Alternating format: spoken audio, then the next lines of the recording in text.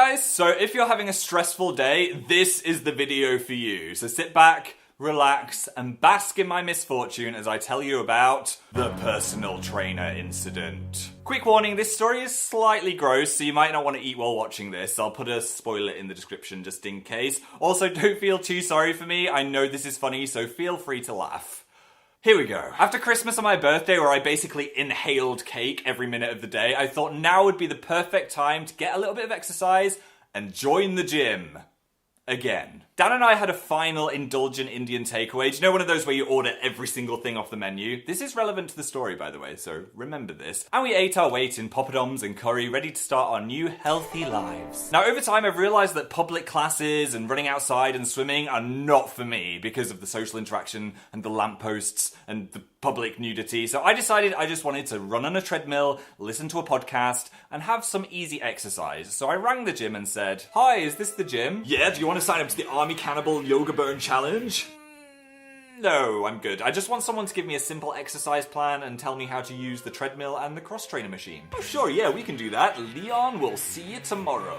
Little did I know this was one of the worst decisions I've ever made.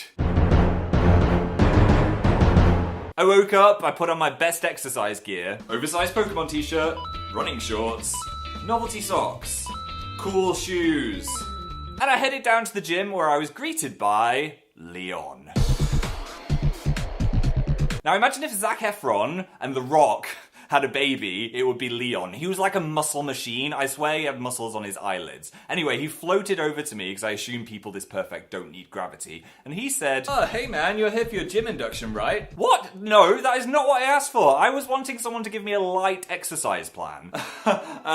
No, on the phone I said I want someone to give me an exercise plan, like some light jogging, maybe some cycling. "What? Nah man, that's boring. Here, try this." I was like, what does he mean that's boring? That is just what I want to do, when suddenly he brings out a giant tractor tire. "Alright mate, here we go." Huh? I don't know where he produced it from. Maybe it was nestled into one of his abs. I should say now that people are half glancing at me and Leon and the gigantic tire that is in the middle of the room. "Lift this 15 times. Now, as I'm British and too polite to say no, I just started flipping the tire. I managed about 3 tire flips, and I started to feel really dizzy, but I look over and Rock Efron is just shouting, keep going, keep lifting, keep lifting." I was so awkward and scared, but I kept going, and by about the 14th tire flip, the room was actually spinning. I wanted death, but he fully ignores me and says, "One more tire flip, man."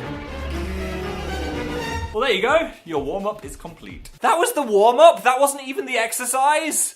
I was actually gasping for air like a distressed fish, but no, my friends, it wasn't over yet. On the floor, dude, we're doing burpees. What the hell is a burpee? I did not want to do this. Why wasn't he listening to me? What? He gets into like a press-up position and kicks his legs forward and back like a frog on loads of drugs, and then he asks me to get down on the floor with him. So obviously being Phil, I do, and with each burpee I can feel the Indian meal sloshing around in my stomach, and I start to feel really nauseous. "Keep going, man, burpee. Come on, burpee, do it, burpee, burpee." I could feel all the food moving around inside me, and I swear all the blood drained out of my head because everything started to go into slow motion and black and white, and I thought I was going to faint. So I just stopped and said, "Leon, to be honest, I don't think I'm ever gonna do burpees or lift a massive tire. I just kind of want to go on the treadmill and listen to the La La Land soundtrack." He looks at me with what I could only describe as the disappointment of a lion that is about to eat a trembling deer,